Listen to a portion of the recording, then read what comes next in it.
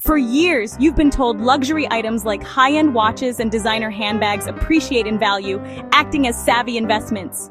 But what if that's a myth perpetuated by the very industry that benefits from your belief? Welcome back, Nillionaires. Get ready to have your mind blown as we completely debunk the idea that luxury goods are good investments and reveal the real financial pitfalls you're overlooking. The intoxicating allure of the luxury lifestyle is undeniable. That sleek timepiece on your wrist, that exclusive handbag on your arm, it feels like you're not just buying a product, you're buying a piece of history, an heirloom, an investment.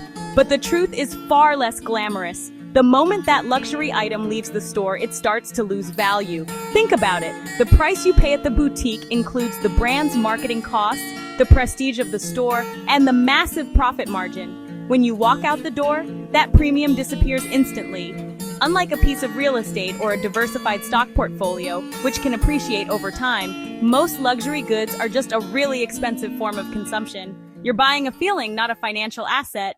That $10,000 watch or $5,000 handbag isn't a one-time expense. It comes with a hidden set of costs that quietly erode its value.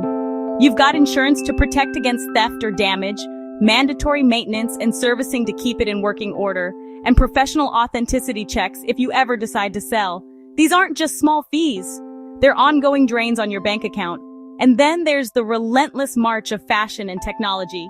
What's timeless today can look dated tomorrow. The hottest limited edition bag can become an afterthought as soon as the next collection drops.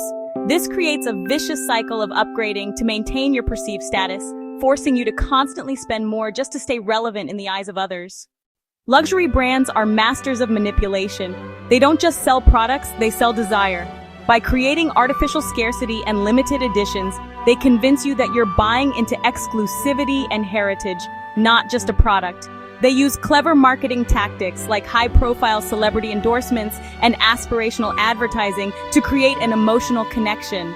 You're not buying a watch, you're buying into the lifestyle of a movie star. You're not buying a bag, you're buying the heritage of a legendary design house.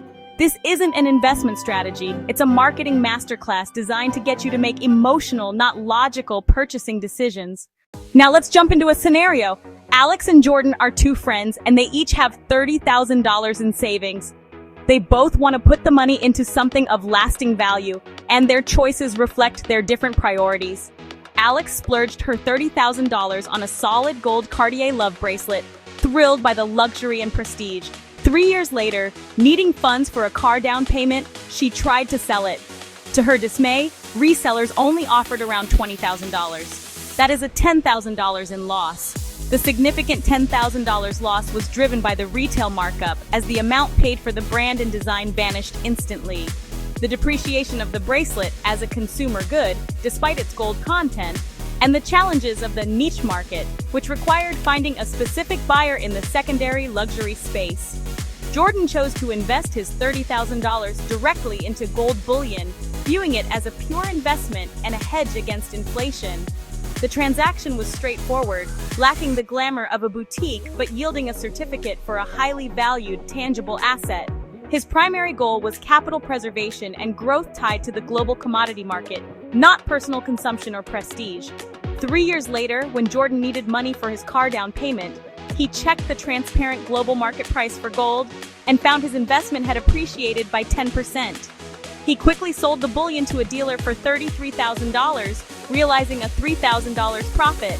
This success was due to the investment's objective value, which was tied to the easily verifiable global market. Its high liquidity, allowing for a fast and simple sale to any dealer, and the market appreciation of the asset over time. So what did you learn from this scenario? Should you invest only in gold bullion? There are countless ways to make your money work for you.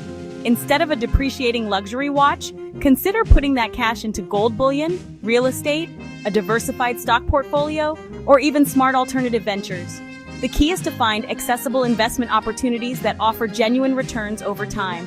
You can start with low-cost ETFs, invest in fractional real estate, or contribute to your retirement accounts. The power of compounding interest means that same luxury cash, invested wisely, could be building true wealth for your future, not just sitting in a box waiting to be sold for a loss.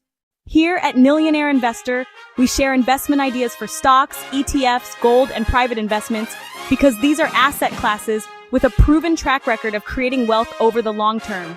We don't suggest luxury items or art because their value is often subjective, volatile, and dependent on market whims and trends rather than fundamental financial principles. Our goal is to empower you to build a foundation of true wealth, not to chase fleeting status symbols. Please subscribe and click the bell icon to be notified of more financial tricks and tips.